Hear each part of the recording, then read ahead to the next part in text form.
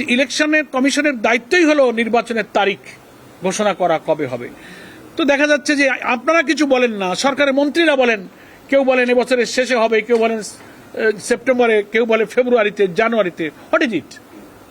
তো ওনারা এটা আমাদের এই অবজেকশনটাকে মেনে নিলেন, বলে আমরা কি করব বললে আপনারা মানবেন না, আপনারা ওনাদের দৃষ্টি আকর্ষণ করবেন। It is not your duty, এটা ইলেকশন কমিশনের দায়িত্ব। তো এটা একটা ভুলের মধ্যে ওনারা আছেন। সরকার নির্বাচনের রাজনৈতিক পরিবেশ থাকলে পলিটিক্যাল পার্টি গভর্নমেন্ট নির্বাচন হবে কি হবে না এটা একটা রাজনৈতিক সিদ্ধান্তের প্রশ্ন, কিন্তু কখন হবে তফসিলটা, শিডিউলগুলো, তারিখগুলো এটা ঘোষণার দায়িত্ব হচ্ছে নির্বাচন কমিশনের। আমাদের ক্ষমতাসীন দলের মন্ত্রী মিনিস্টাররা এক এক সময় তারিখও ঘোষণা করে দিচ্ছেন, তাও আবার একরকম বলেন না। কেউ জানুয়ারি বলেন, ফেব্রুয়ারি বলেন, কেউ সেপ্টেম্বর অক্টোবর বলেন, এই জাতীয়। সেজন্য এই সব সাংবিধানিক একটা বড় প্রতিষ্ঠান হচ্ছে নির্বাচন কমিশন। আমরা বলেছি যে আপনাদের বাংলাদেশের সংবিধান কিন্তু ইলেকশন কমিশনকে বিরাট পাওয়ার দিয়েছে, অনেক ক্ষমতা দিয়েছে, সেটা আপনারা এক্সারসাইজ করছেন না। লোকেদের মধ্যে বদনাম হচ্ছে যে ওনারা কি করছেন। এবং আজকে প্রসঙ্গক্রমে আমাদের ডেলিগেশনের পক্ষ থেকে এই প্রশ্ন তোলা হয়েছে যে কোর্টের চট্টগ্রামের ওই যে ফটিকছড়ি সরোয়ার আলম, তার ব্যাপারে সর আলমগীর, তার ব্যাপারে কোর্ট রায় দিল, মানে সকালে রায় হয়ে পড়ল, জাজমেন্টে অর্ডার হয়ে পারল না, 2-4 ঘন্টার মধ্যে এখান থেকে গেজেট জারি হয়ে শপথ হয়ে গেল। অর্ডার সিগনেচার হয়নি জাস্টিসের, এখান থেকে এত দ্রুত কি করে হলো?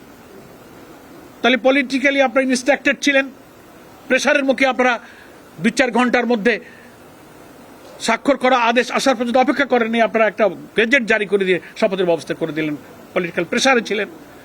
তো ওনাদের কথাবার্তায় তো আর ওই ভাষায় তো আর স্বীকার করবেন না, বডি ল্যাঙ্গুয়েজে বোঝা যায় যে তারা আন্ডার প্রেসারে এটা করতে বাধ্য হয়েছে।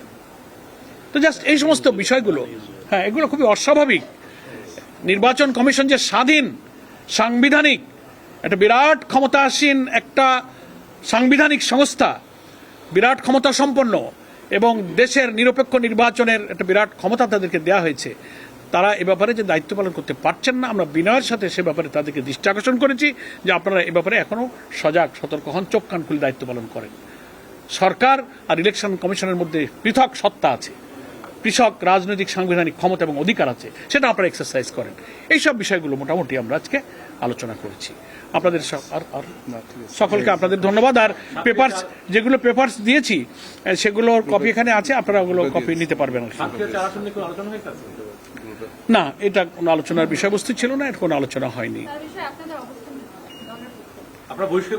আমরা বহিষ্কার করেছি। পদত্যাগের বিষয় তো সে ব্যক্তির, ইলেকশন কমিশন স্পিকার এবং সেই ব্যক্তি, এটা তাদের, এটা দলের বিষয় না।